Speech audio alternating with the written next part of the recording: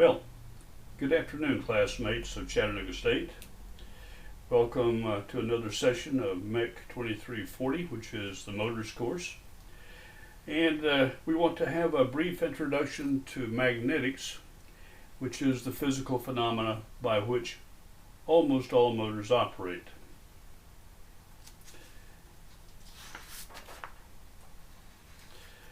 Let's talk about a magnetic field. I think we all have had experiences with permanent magnets, bar magnets, horseshoe magnets, somewhere through our younger years, and maybe some of us are still playing around with those things. And a lot of knowledge can be gained about the forces imparted by a magnetic field or two magnetic fields as you do just mess around with magnets. First thing I want you to memorize is that a magnetic field is produced by an electrical current.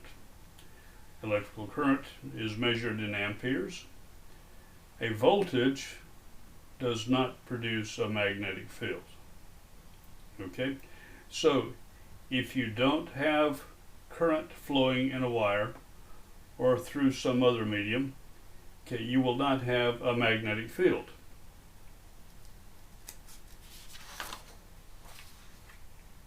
Right here I have a pair of illustrations. One is a permanent magnet, that is a bar that is made out of iron. And I have an electromagnet right here, which has an air core. As you can see, that we have nothing in the inside of the coil here. This shape is called the solenoid. And of course I've got the bar. And if you notice, the magnetic fields of the bar magnet and the solenoid are identical with each other. Under certain conditions they will be. For our illustration or for illustrative purposes, we're going to say that the magnetic field of the solenoid electromagnet and the bar magnet have the same shape. Not necessarily the same intensity. They can. We can make that happen, but the field has the same shape. Notice that I've got it oriented so that the north pole, okay, is on the top of each magnet, and the south pole, of course, is on the bottom.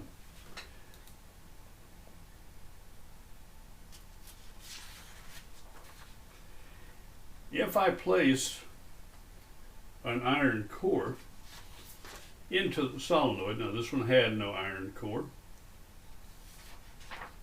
If I place an iron core into the solenoid, this is my solenoid without an iron core. This is my solenoid with an iron core.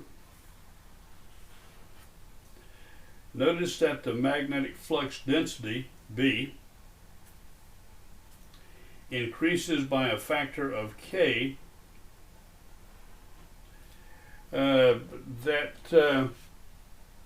The value of K is determined by the exact winding formation or configuration of the electromagnet, the dimensions of the iron core, the shape of the iron core, and the type or the metallurgy of the iron core of itself.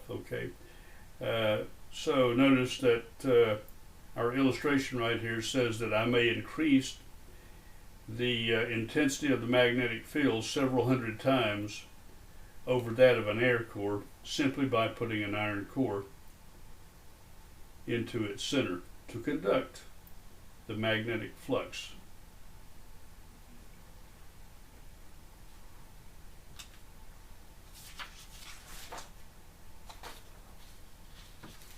And also I want you to notice that on the exterior of the magnet, whether it's a solenoid or a bar magnet,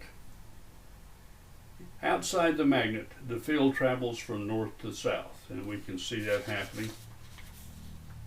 My north pole is here, and the field is traveling around to the south pole.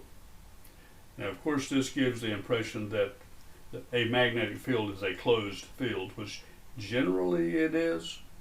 There's some advanced cases in physics that might show you that magnetic fields can sometimes be open. But for our purposes and for the purposes of motors, the magnetic field is a closed field. Again, the magnetic flux density can be increased by a multiplier factor simply by placing an iron core into an electromagnetic coil.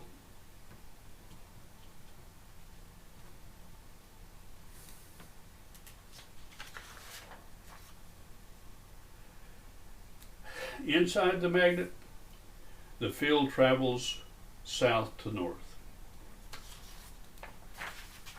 Again, the field is traveling from this end or this pole of the magnet on the inside, this pole of the magnet to this pole of the magnet. Okay, so it goes from south to north, and of course on the exterior it goes from the north to the south.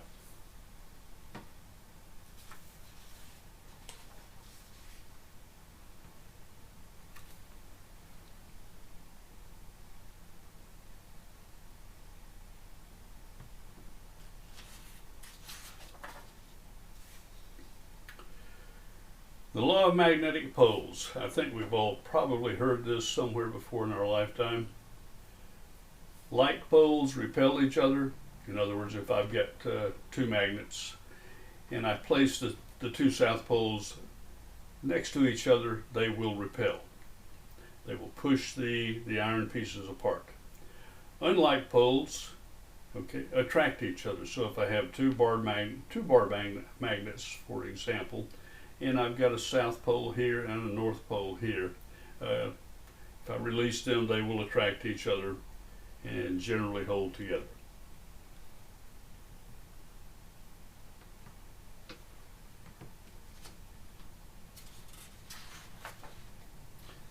Okay, we've got several applications of the left-hand rule when it comes to current and magnetics. If I have a wire, now notice that I have current flowing through the wire. We can call this a bar, we can call this a big wire, and back to the positive side of the source. Current flows clockwise in the circuit I'm looking at. Left-hand rule says that if I take my left hand and I let the thumb point in the direction of current flow, the orientation of the magnetic field will be that of my fingers wrapped around the wire. So, electric current traveling through a wire sets up a magnetic field that wraps completely around and circularly, in a circular fashion, okay, around that wire. So I have a depiction here with my current flowing this way and a magnetic field that is set up along the entire length of the wire, and its orientation surrounds the wire from beginning to end.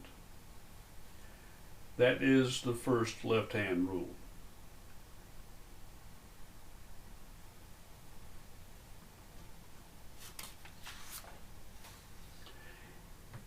If I form a loop, just a single loop, okay, with a piece of wire, the left-hand rule again applies. And in this case, I take my fingers, and my fingers I place in the direction of current flow. So looking at this illustration, we can see that I have current flow in the loop, okay, coming in here, going around, coming back out. And when I put my left hand in this orientation, the thumb points up, and that is the direction of the magnetic field. So this would be the north pole of the magnetic field produced by the loop, and on the opposite side of the loop I'll have the south pole.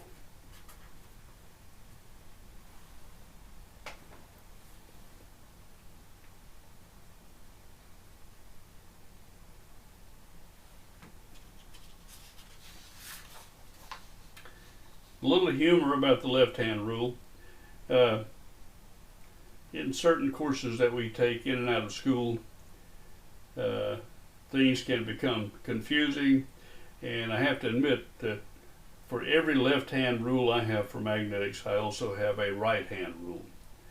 Okay, for our course we're going to use the left-hand rule, but this is someone's depiction of how confusing the left-hand rule can be when you start talking about left hand, right hand, up hand, down hand, etc., etc.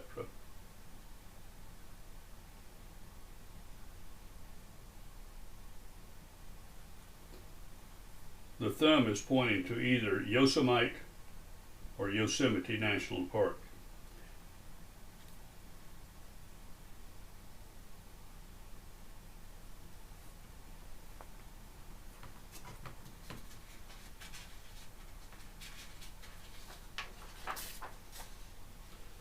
Okay, again, the left-hand rule.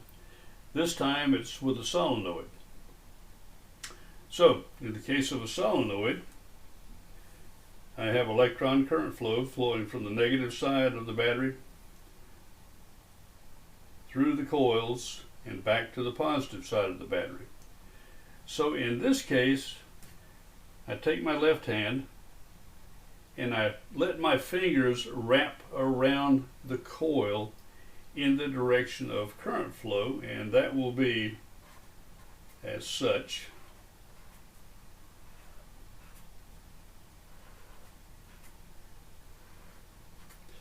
So it's like that. Current is flowing in the direction of my fingers, and the thumb points to the North Pole.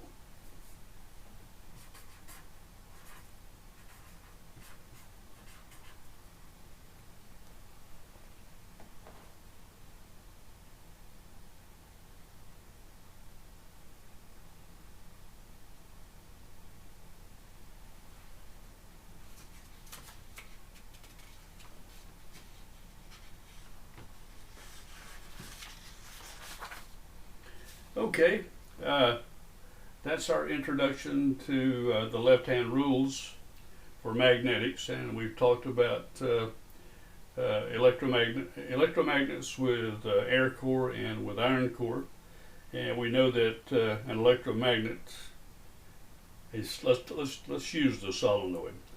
The solenoid, if it has an air core, will be much weaker than the same solenoid with an iron core. But we need to, since we're talking about current, we need to talk about the sine wave. Okay, this is one of the waveforms of current and voltage. This is one of the waveforms that we generate. And if you notice at the center, I've got 0, and that's for a pure sinusoid. Okay, I have one alternation in the sine wave. Now, by the way, this is one period I'm looking at. Okay, this is one sine wave. So I have one alternation from 0 to 180 degrees. Okay, that alternation concludes right there, and then I go negative. I have one alternation in the negative direction. Okay, concluding at 0. We have couple of things that we want to commit to memory. One is that the period of a sine wave is equal to 1 divided by the frequency.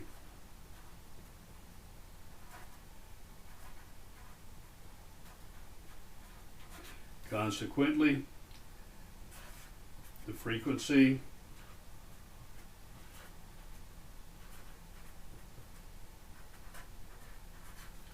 is equal to 1 divided by the period.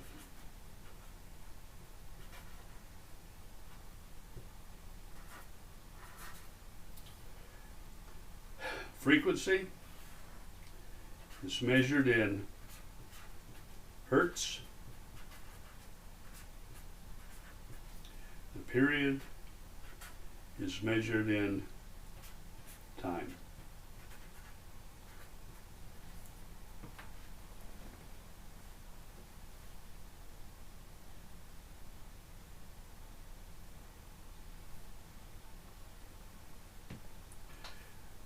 distance from 0 to the peak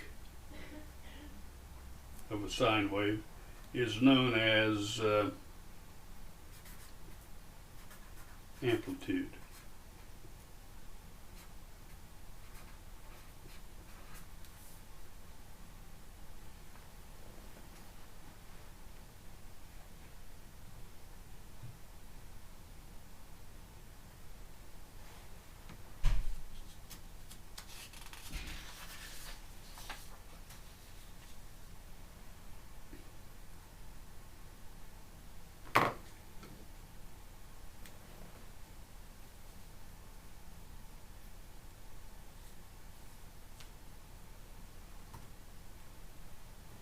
Again, here's a sine wave. A complete cycle is a completion of 360 degrees of alternation.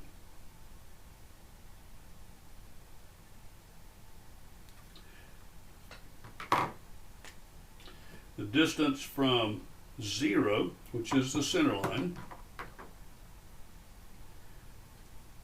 to the peak of the sine wave is known as the peak value. Okay, and RMS is probably the most important aspect of the pure sine wave, or the conversation about sine wave.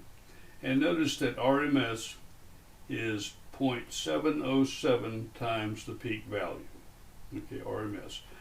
RMS stands for root mean squared.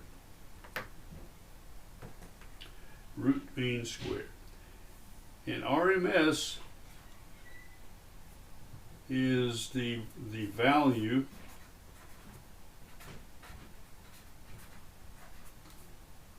of a sine wave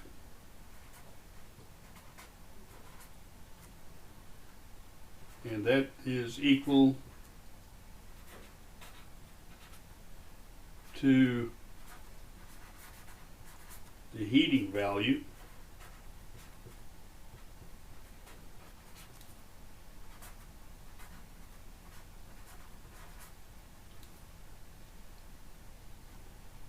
of an equivalent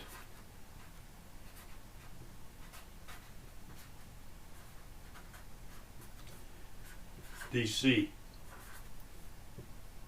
value.